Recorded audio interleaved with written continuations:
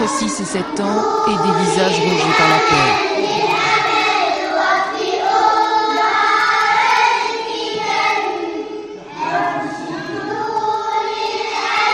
Tout autour d'eux, des chaises vides.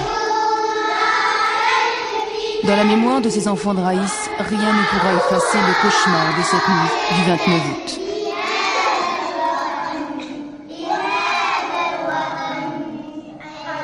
Pendant plus de 4 heures, un commando d'une centaine d'hommes a méthodiquement massacré, pillé, brûlé.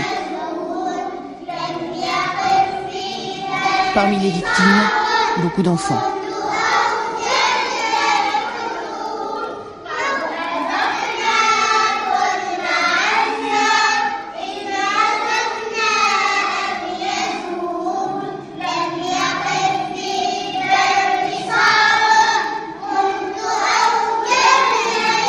Bilan officiel, 98 morts, plus de 300, affirme-t-on à Raïs.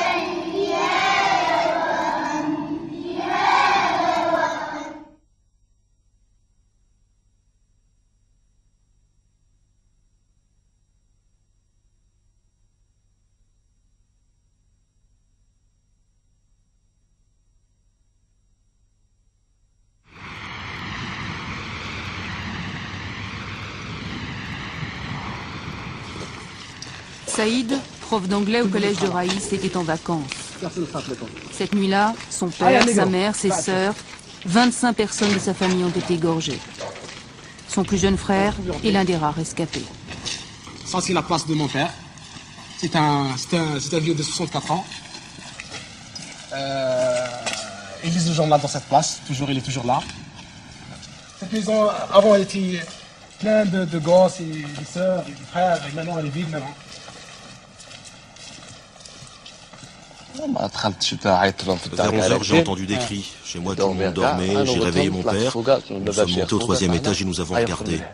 Mon père m'a demandé où étaient les terroristes. Je lui ai dit, regarde, ils sont là-bas. Après, les tirs ont commencé.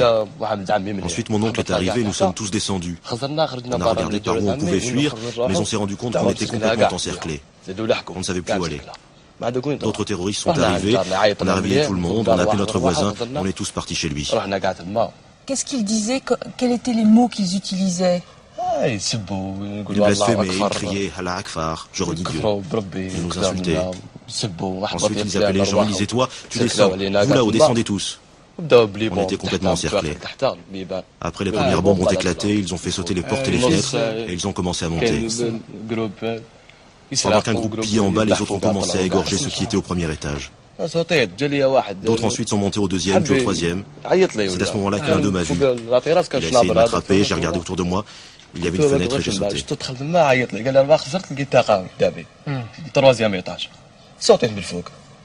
Ils étaient habillés comment? Ils avaient une sorte de gandoura qui descendait jusqu'aux pieds et un chèche sur la tête. Ils avaient de longues barbes et certains portaient des tenues de combat, des tenues militaires noires. Il disait, vous êtes tous des mécréants, vous travaillez avec les mécréants, vous regardez la parabole et vous vous dites musulmans. Voilà. Ils nous insultaient, ils blasphémaient, ils hurlaient, ils tuaient en même temps. J'entendais des cris, des râles, des souffles. Je savais que toute ma famille était en train d'être massacrée.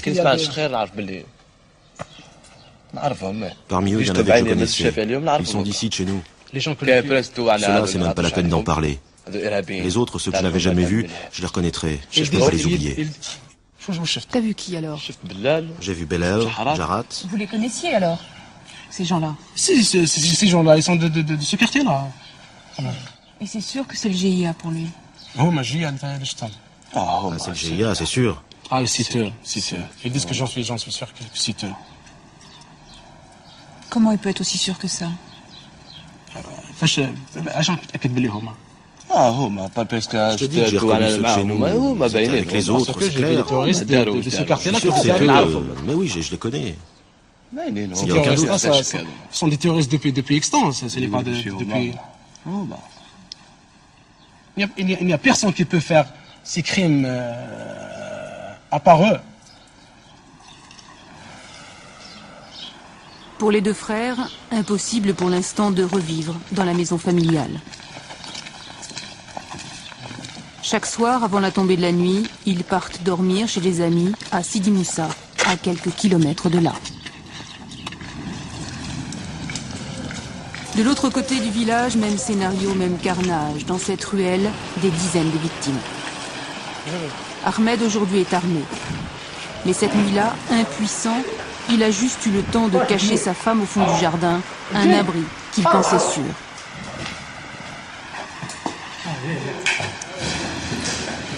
Dans cette maison qu'il partage avec d'autres familles, 20 personnes ont été égorgées. Tout ici a été brûlé, tout a été pillé, détruit. Plus de 2 mois après le massacre, une odeur de peur et de mort règne toujours aussi forte. Il m'a caché chez les voisins, à côté du poulailler. Et lui est parti. Ensuite, j'ai entendu des cris. Les terroristes sont arrivés. Ils ont commencé à fouiller, à chercher partout. À ce moment-là, ils ne m'ont pas vu. Juste à côté de moi, il y avait notre voisin.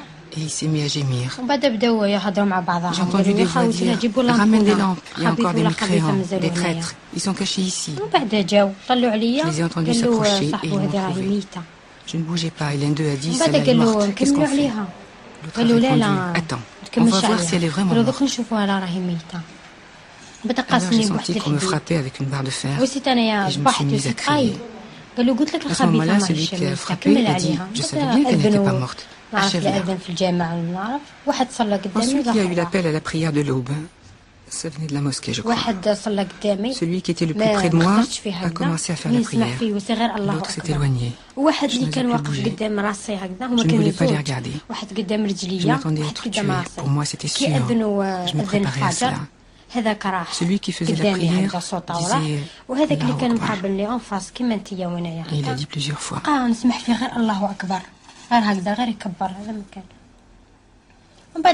puis ils sont partis tous les deux. Je ne sais pas comment, Dieu m'a épargné.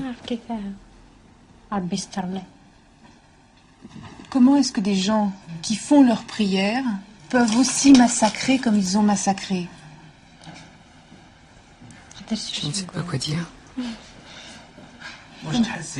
Qu'est-ce que tu ressens quand tu vois que ces gens font ça et qu'ils sont pratiquants? Ça me désole. La religion n'a jamais été ça. Ils sont très loin de la religion. Dieu n'a pas dit de tuer. Le prophète n'a pas dit de tuer. Ces gens-là se moquent de la religion. Notre religion, c'est autre chose. Ils massacrent les enfants, ils brûlent les maisons, ils tuent. Est-ce que le prophète a dit de faire cela? Non, jamais.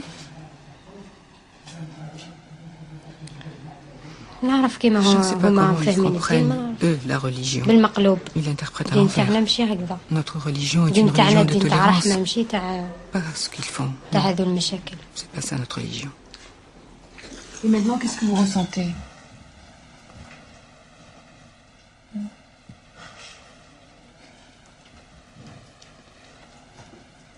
Vous allez reconstruire cette maison? Pourquoi? C'est important? Oui. Vous pourrez revivre ici? Où veux-tu qu'on aille? On n'a nulle part où aller. Non, nulle part où aller.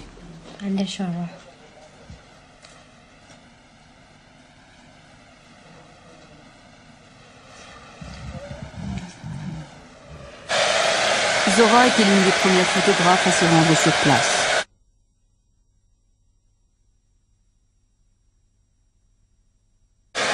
Assassinat, massacre, attentat, depuis qu'elle photographie cette Algérie de la violence, Elle n'avait jamais connu pareille horreur.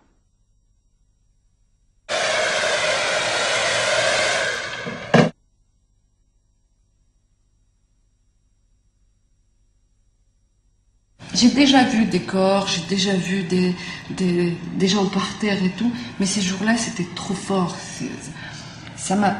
L'image que j'ai gardée en tête et que je garderai peut-être toute ma vie, c'est un enfant calciné. Et j'ai appris que le gosse a été d'abord égorgé, puis après ils l'ont mis dans un four. Ça m'a tué. Mais il fallait rester, il fallait se maîtriser et continuer à faire son travail. Bon, quand j'arrive sur les lieux, ils commençaient à mettre les corps dans des cercueils, donc. Et puis après, il n'y avait plus de cercueil. Ils les mettaient à la morgue et tout, il n'y avait plus de cercueil. Ils ont enlevé les couvercles, les planches qui commençaient à étaler les corps sur les planches. Et puis après, il n'y avait plus de planches, ils ont commencé à étaler les corps par terre. Et là, c'était les images les plus terribles, pour moi en tout cas.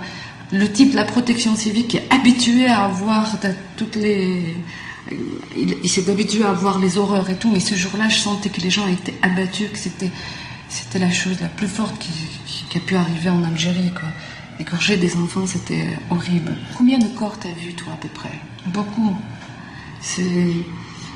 Quand on est là-bas, c'était impossible pour moi de les compter parce qu'ils étaient vraiment nombreux.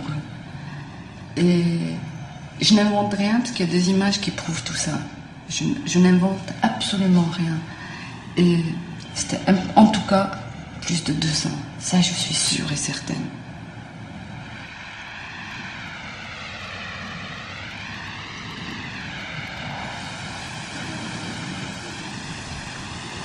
Pourquoi Raïs? Pourquoi cet acharnement? Des questions que nombre de rescapés se posent aujourd'hui. Pour Kamel, ce massacre était prévisible et presque annoncé. Ce fonctionnaire militant connu du Front de Libération Nationale, le FLN, se savait ciblé. Les auteurs de cette barbarie, il les connaît, comme beaucoup d'habitants de Raïs les connaissaient. Son crime, avoir travaillé pour le compte de l'État, posséder chez lui une parabole.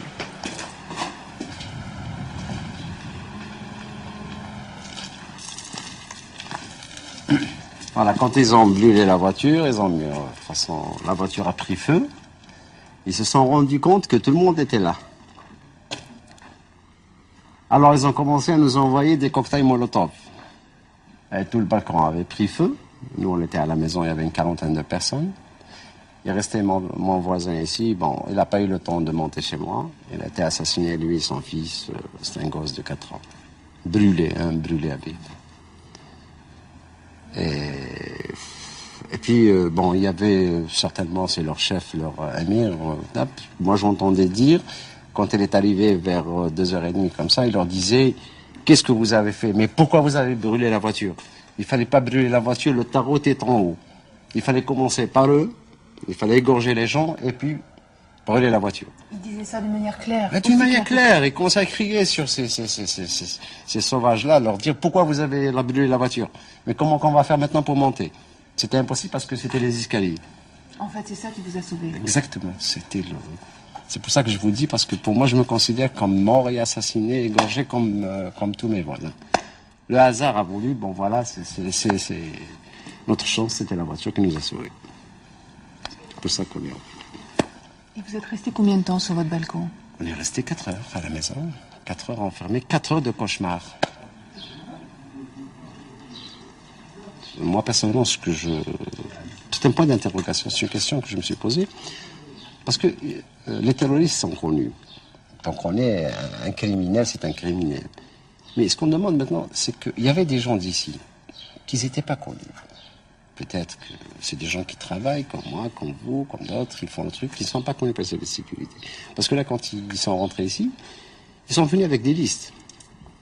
Moi, j'entendais parler dire, là-bas, c'est X, ici c'est Y, ici c'est Z, et ainsi de suite. Et c'était vrai, les listes étaient vraies. Mais c'était vrai. C'est ici, ils sont venus avec des listes, des noms.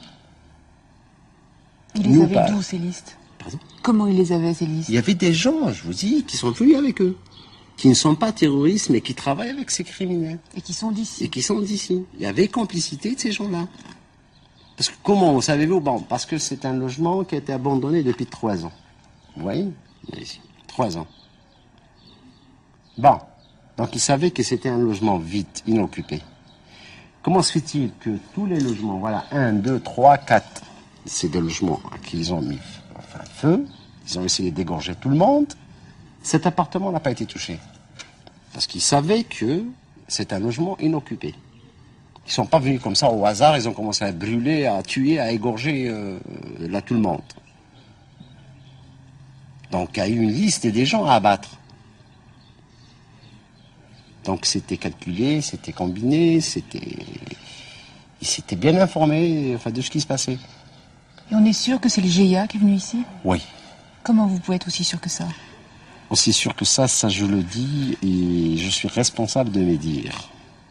Parce que entendre des noms des gens d'ici, quand on appelle un Bengouya, quand on appelle un Bellel, quand on appelle un Shahrat, quand on appelle un Slimani, c'est des familles de Reis. Et c'était eux qui dirigeaient les autres. Il y avait des étrangers avec eux. Mais c'est eux qui les dirigeaient. Qu'est-ce que vous appelez les étrangers? Des gens qui ne sont pas d'ici. Mais ces 4 noms ou 5, c'est des éléments d'ici, qui sont connus comme des terroristes notoires. C'est des criminels. Et c'était des anciens membres du FIS, du bureau, assez dit comme ça. L'explosion qu'on vient d'entendre, là, c'est quoi? Ça, c'est le service militaire qui sont en train de déminer des champs minés. Juste à côté? C'est 5-6 km d'ici. C'est une zone minée, quand même. C'est une région qui est occupée par les terroristes. Donc, maintenant, les services de sécurité essayent de la récupérer. Mais occupée depuis des années et des années.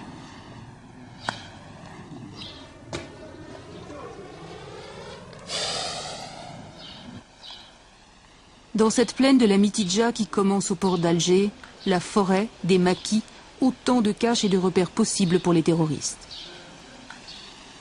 Raïs est un village situé au cœur de cette région que les Algériens appellent le triangle de la mort. C'est un de ces villages qui a voté Front islamique du salut en 1990 et 91. Un de ces villages qui a soutenu l'armée islamique du salut, le bras armé du Fils, quand le Fils a déclaré la guerre au régime en 1992. L'AIS et les GIA, les groupes islamiques armés, vont alors combattre, chacun à sa manière, le même ennemi. Jusqu'à juillet 97, cette guerre sans merci fera des milliers de victimes. C'est alors que le Fils change de stratégie. Il officialise sa négociation avec le gouvernement algérien. Dans les rangs de l'AIS, on parle de trêve. Dans ceux des GIA, on crie à la trahison. Règlement de compte, massacre, la violence se déchaîne dans la Mitidja.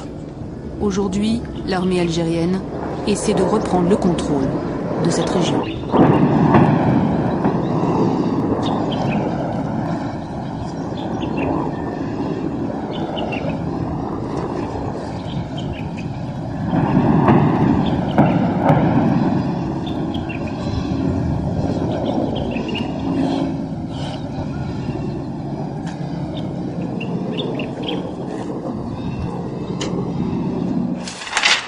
Les véritables auteurs de ces massacres, pour le directeur du quotidien El Watan, condamné à plusieurs reprises par la justice pour ses prises de position contre le régime, il n'y a aucun doute possible.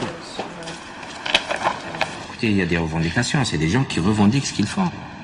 Cette volonté de vouloir à tout prix dédouaner l'islamisme armé de tous les crimes qu'il commet en Algérie est vraiment quelque chose de scandaleux, c'est incroyable. C'est des gens qui tuent, c'est des gens qui ont un projet. Il n'y a aucun doute possible. Écoutez, il y a des revendications, c'est des gens qui revendiquent ce qu'ils font. Cette volonté de vouloir à tout prix dédouaner l'islamisme armé de tous les crimes qu'il commet en Algérie est vraiment quelque chose de scandaleux, c'est incroyable. C'est des gens qui tuent, c'est des gens qui ont un projet de société, qu'ils veulent faire aboutir par tous les moyens. Aujourd'hui, ils sont déboutés par la population, ils s'en prennent à cette même population de manière barbare, de manière abjecte. Je ne comprends pas la position d'une partie de la presse française à vouloir à tout prix brouiller les pistes. Je ne suis pas en train de défendre les régimes. Je crois que c'est un régime qui me combat depuis de longues années. J'ai été jeté en prison. Je connais la nature de ce système, la nature de ce pouvoir, qui ne veut pas que la société évolue, qui ne veut pas véritablement que la démocratie soit construite dans mon pays. Mais il y a les gens qui tuent sont identifiés. Les gens qui tuent sont identifiés.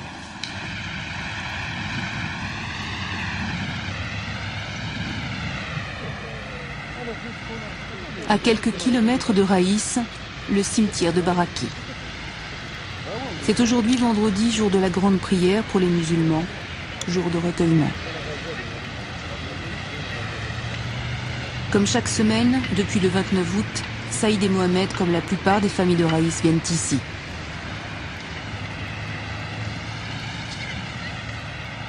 Chaque vendredi, je me rappelle toute ma vie, toutes les bons moments que j'ai vécu avec mes parents, avec mes sœurs, avec...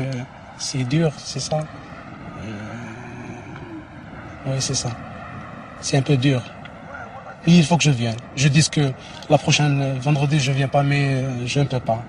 Dès qu'elle arrive le jeudi, je serai très obligé de venir, c'est ça. Il y a certaines tombes où il y a plusieurs corps ensemble. Oui, mais mes deux sœurs sont ensemble. Mon frère, mon père, il y a avec lui 2 enfants. Il y a beaucoup de morts enterrés ensemble. Pourquoi on a fait ça? Pourquoi on les a mis ensemble? Je sais pas. Ça se peut qu'on ne veut pas montrer le nombre exact. Ça se peut qu'il n'y a pas de place. Ça se peut qu'il y a beaucoup d'aspects. Je ne sais pas. Quand tu vois les forces de sécurité ici autour du cimetière, est-ce que tu te dis pas qu'ils ne sont pas venus assez tôt à Raïs? Oui. Maintenant, tout est changé. Tout le monde connaît ce qui s'est passé à Raïs. Maintenant, Raïs maintenant est sécurisé. Mais pour moi, ça y est. J'ai perdu ma famille. Bon, j'espère bien sûr que ces forces font leur devoir et faire sauver les êtres humains, faire sauver les Algériens. Mais je parle de moi-même, c'est presque... j'ai fini. Désolé, j'ai perdu ma famille. Autant que j'ai perdu ma famille, ça m'intéresse pas de voir ça. C'est les tirs qu'on entend là derrière, c'est quoi à ton avis? On s'est habitué d'entendre des tirs comme ça. C'est presque de l'habitude, ça. On s'est habitué. C'est depuis 3-4 années, ça c'est habitué. Même les élèves dans l'école, ils se sont habitués d'entendre ça. Omniprésence de l'armée ou des groupes de sécurité jusque dans les cimetières.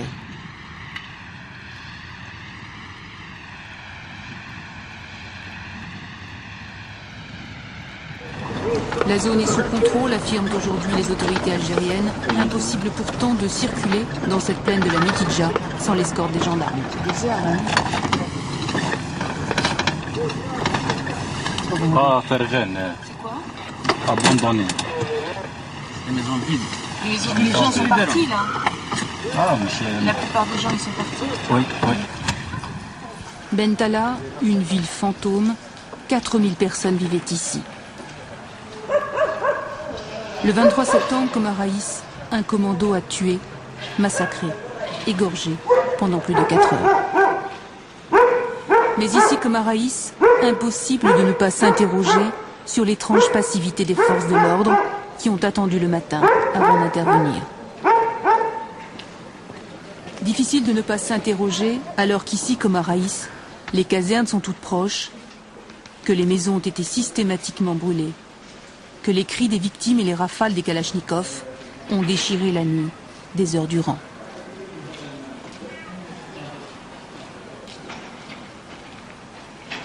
Faut-il croire, comme l'affirment les autorités, qu'il est impossible de mettre un soldat devant chaque porte? Aucun officiel n'a voulu répondre à cette question que se posent tous les Algériens. on cherche à comprendre pourquoi les autorités n'interviennent pas, pourquoi l'État n'intervient pas, pourquoi il y a cette passivité, est-ce que c'est de la complicité ou autre chose. Donc c'est clair que pour nous c'est des choses inadmissibles et que l'État a failli à un fondement essentiel, c'est assurer la sécurité des citoyens. De ce côté-là, je crois qu'ils ont été, les responsables de mon pays ont été défaillants. Dans ce cimetière de Baraki, les victimes des massacres de Raïs et de Bentala ont été regroupées. Des tombes à perte de vue presque anonymes, il y a là près de 600 victimes.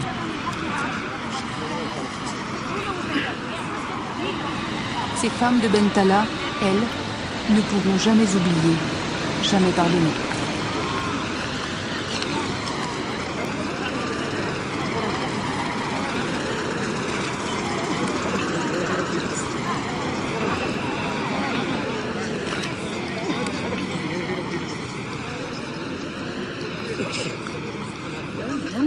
On n'a pas compris ce qui nous est arrivé. C'est des monstres, pas des humains. S'il y avait un soupçon d'islam en eux, ils n'auraient jamais fait ça. Ce sont des bêtes. Comment ont-ils pu le tuer? Un vieillard de 74 ans. Il n'a rien fait, pourtant ils l'ont tué. Ils ont pris un bébé de 2 mois. Ils n'ont même pas voulu l'égorger. Leur couteau, ils les réservaient pour d'autres. Ils ont écartelé le bébé. Les enfants, les petits-enfants n'ont pas été épargnés. Aucun. Nous, on ne vit plus, on n'attend plus que la mort. La nuit, on guette les bruits dans le froid, dans la pluie. On les attend, et s'il y a une balle, ce sera pour nous. On est les prochains. On n'en peut plus de cette vie de misère. Personne ne peut imaginer ce que l'on vit. Si vous voulez filmer, c'est pas maintenant qu'il faut le faire. Rien ne se passe pendant la journée. C'est la nuit qu'ils viennent, comme des chiens. Les chiens, c'est nous aujourd'hui. C'est nous qui vivons cette misère. On ne peut plus manger, plus dormir en paix. On ne fait que les guetter et on se dit, mais par où vont-ils arriver? Quel jardin ils vont traverser? Et par quel jardin on pourra fuir? Mais qu'est-ce que c'est que cette vie que nous vivons? Les hommes chez nous ont demandé des armes. Le pouvoir n'a rien voulu faire. Il n'y a plus que Dieu pour nous venir en aide. C'est fini, on n'a plus confiance. Ce pouvoir n'a servi à rien. On ne croit plus en lui. À Bentala, ça a commencé par les bombes. Ils détruisaient nos maisons. On s'est dit que les choses iraient mieux, qu'on nous viendrait en aide. Et maintenant, ils nous égorgent. Ça suffit, on n'en peut plus. Ils n'épargnent personne. Les petits, les grands, les enfants sont traumatisés. Le fils de 2 ans va vous dire que le terroriste va sortir de terre pour la rattraper et la tuer. Qu'est-ce qu'il nous reste? C'est pas une vie, ça. Maintenant, on connaît toutes sortes d'armes. Avant, on ne savait même pas ce qu'était une balle. On avait vu ça qu'à la télévision. Et maintenant, ça se passe sous nos yeux. Avant, on voyait ça dans les films.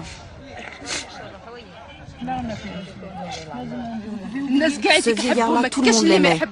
Et eux, ces pourris, ils l'ont égorgé. Les traîtres.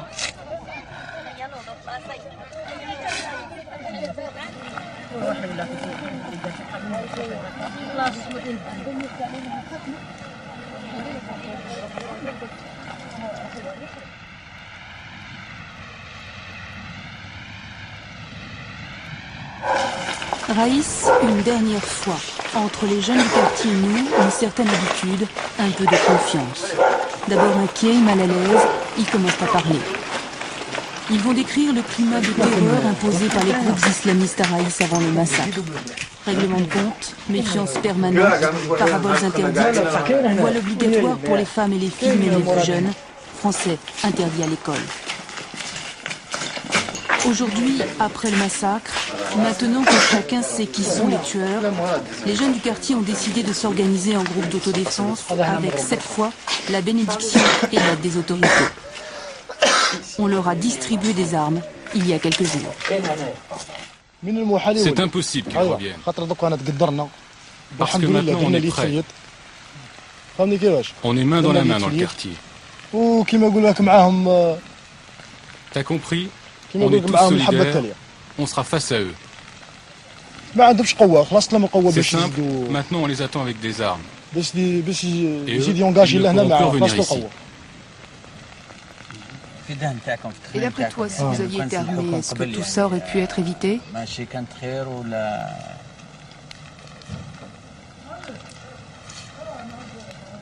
Oui. Ce qu'on t'a demandé, c'est que si avant le massacre, s'il y avait des patriotes, est-ce que cela se serait passé comme ça? Je sais pas, on n'était pas assez nombreux. Non, la question c'est si vous aviez eu des armes. Non, on ne pouvait pas prendre en charge la sécurité de ce quartier.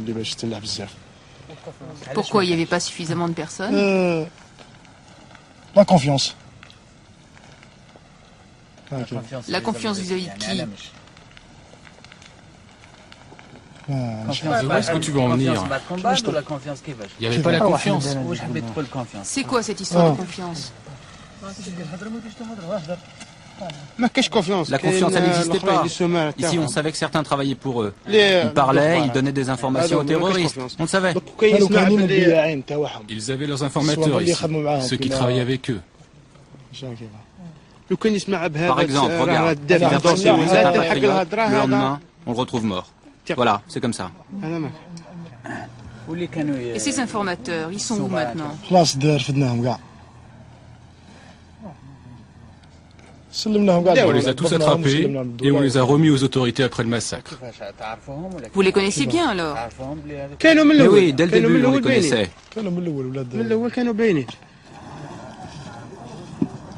Un peu plus de 2 mois après le massacre, la vie à Raïs commence lentement à reprendre ses droits.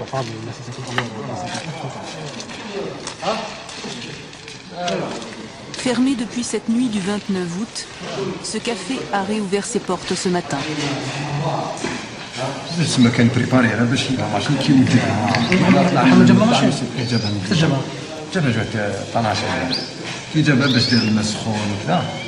C'est important parce que c'est le seul coin dans cette région, dans ce quartier, notre quartier, c'est là. Avec des bons moments, les amis, les copains, on discute ici, on parle d'ici concernant le football, concernant beaucoup de choses. Donc c'est un peu de nostalgie de s'ouvrir cette café. Donc. Pour Saïd, pour Mohamed, c'est un peu de chaleur familiale qu'ils essaient de retrouver ici, avec ce café. Il m'a dit qu'il devrait vendre ses canaris. Mais ce canari-là, il ne peut pas le vendre, puisque ma mère l'aime bien beaucoup, très bien. Donc c'est un souvenir de ma mère. C'est le symbole de la vie? Ça se peut.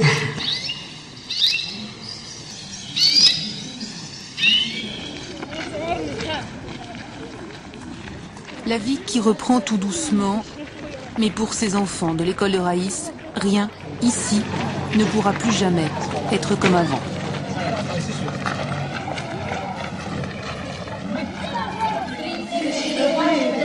Dans cette chaise d'enfant, Saïd sait que ses élèves ont désormais besoin de lui, comme lui a besoin d'eux. Je trouve que le travail m'occupe de temps et me faire oublier, un peu oublier. Mais ce qui concerne les élèves maintenant, on ne sait pas. Ils sont ici, ils essaient de parler entre eux, mais ils savent la réalité, qu'ils sont des victimes, et nous sommes également des victimes. C'est réciproque entre nous, les sentiments de ça. On essaye de lui parler. Si vous constatez, il n'y a pas l'esprit d'un prof comme ça, dur, et des élèves. On essaie tout le temps de lui donner des sentiments, des cours, de remonter le moral. C'est ça ce qu'il faut faire maintenant. Les études, c'est autre chose. C'est autre chose. The advent of place, you write it with another color. Okay. Number 1, yes. Pourquoi on s'attaque à des enfants? Ça se peut pour attaquer l'avenir. Pour briser les gens. Parce que les enfants, c'est quoi? C'est le relève, c'est l'avenir.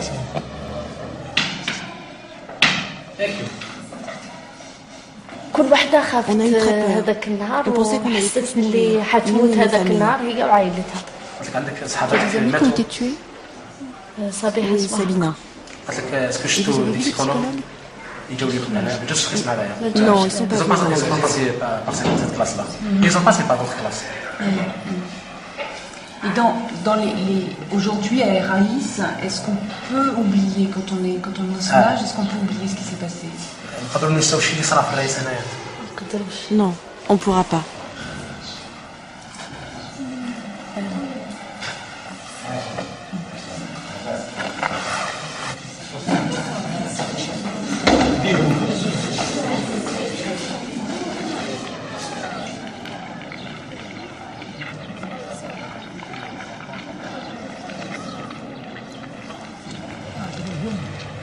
Dans la lumière déclinante de cette dernière journée passée à Raïs, la réalité de nouveau à quelques centaines de mètres.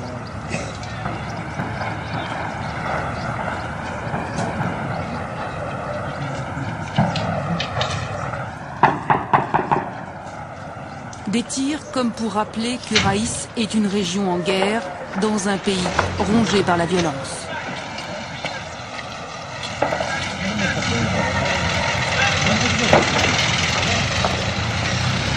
Les femmes de Bentala avaient raison, c'est la nuit que tout se passe dans la Mitidja.